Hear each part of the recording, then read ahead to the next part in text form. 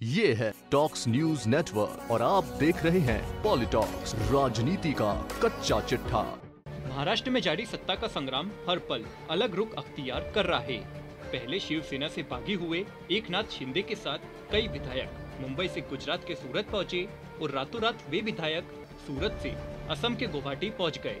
यही नहीं, जहां सूरत में उनके साथ करीब 16 बागी विधायक मौजूद थे, तो वहीं इन विधायकों की संख्या गुवाहाटी पहुंचते ही दुगनी से भी ज्यादा हो गई। हालांकि 2 विधायक वापस आ चुके हैं, लेकिन शिंदे गुट की सेना टस से मस होने को तैयार नहीं है। वहीं बिना कुर्सी छोड़े मुख्यमंत्री उद्धव ठाकरे ने सरकार आवास वर्षा तो छोड़ दिया, लेकिन अभी भी अपनी सरकार को बचाने की कोशिश में जुटे हैं। हालांकि उन्होंने एक वीडियो संदेश के जरिए बागी विधायकों के मन को टटोलने की कोशिश जरूर की, लेकिन वह कामयाब नहीं हुई। फिलहाल महाराष्ट्र सरकार पर तलवार लटकी हुई है, लेकिन फैसला कब होगा ये तय नहीं है। वहीं एक तरफ शिवसेना के दिग्गज नेता संजय रावत ये दावा कर रहे हैं कि अभी भी उनके संपर्क में गुवाहाटी में बैठे बागी विधायकों में से 21 विधायक संपर्क में हैं। साथ ही रावत ने ये भी कहा कि अगर बागी विधायक वापस आते हैं और मुख्यमंत्री उद्धव ठाकरे से बात करते हैं, तो हम महाविकास अघाड़ी गठबंधन से अलग हो सकते हैं। वहीं कांग्रेस व एनसीपी ने साफ कहा कि हम उद्धव ठाकरे के साथ अंतिम समय तक है। ये उनके परिवार का मामला है, वो जो भी फैसला लेंगे हम उनके साथ खड़े हैं। वहीं इस पूरे घटनाक्रम पर अब बीजेपी नेताओं की भी प्रतिक्रिया सामने आने लगी है। भाजपा के राष्ट्रीय महासचिव कैलाश विजयवर्गीय ने शिवसेना को आड़े हाथों लेते हुए कहा कि महाराष्ट्र में भ्रष्टाचार इस हद तक था कि इसे लेकर वहां के विधायक शर्मिंदा महसूस करते थे। महाराष्ट्र में जारी सियासी संग्राम को लेकर कैलाश विजयवर्गीय ने कहा कि महाराष्ट्र में शिवसेना का विद्रोह ही इस बात को लेकर हुआ कि वहां के विधायकों को पता चल गया कि यहां सरकार में किस हद तक भ्रष्टाचार हो सकता है। यही कारण है कि गुवाहाटी में बैठे विधायकों ने भ्रष्टाचार के खिलाफ बगावत की। विजयवर्गीय ने कहा कि जिस तरह का घटनाक्रम वहां चल रहा है, शायद उससे उद्धव ठाकरे का अहंकार भी कम हो जाएगा।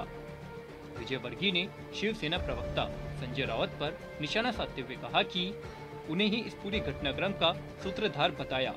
विजयवर्गीय ने कहा कि संजय रावत जिस प्रकार की बकवास करते हैं, उस बकवास का परिणाम था कि वहां विद्रोह हो गया। वहीं गोवा के मुख्यमंत्री प्रमोद सावंत की भी इस पूरे घटनाक्रम पर प्रतिक्रिया सामने आई है।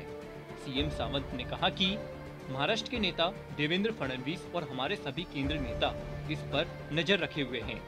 महाराष्ट्र के हित में फैसला लेने के लिए देवेंद्र फडणवीस सक्षम है। वहीं केंद्रीय मंत्री राव साहब दानवे ने कहा कि विधान परिषद के चुनाव से यह स्पष्ट हो गया है कि एमबीए के वोट विभाजित थे और निर्दलीय सदस्यों ने हमारा समर्थन किया।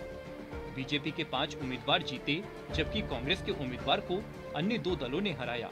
ये इनकी आपसी लड़ाई है, इस पर हम कुछ नहीं कह सकते। किसी का किसी पर भी कोई नियंत्रण नहीं है। लोगों की समस्याओं के प्रति पूरी तरह से लापरवाही बरती जा रही है। विधान परिषद चुनाव के बाद महाराष्ट्र में राजनीतिक माहौल साफ हो गया है। लोग सरकार से तंग आ चुके हैं। हम घटनाक्रम पर नजर रखेंगे। तो वहीं दूसरी तरफ महाराष्ट्र में जारी सियासी घटनाक्रम को लेकर केंद्र सरकार ये बीजेपी भी विपक्ष के निशाने पर आ गई है।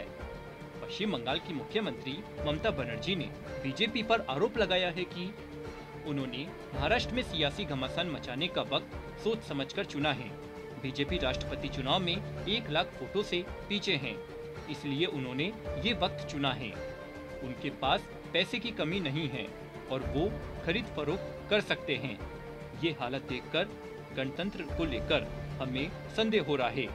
हमें न्याय चाहिए, खुद के लिए भी और इस देश के लिए भी। हमें उद्धव ठाकरे के लिए और सबके लिए न्याय चाहिए।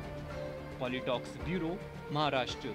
ये है टॉक्स न्यूज नेटवर्क और आप देख रहे हैं पॉलिटॉक्स, राजनीति का कच्चा चिट्ठा।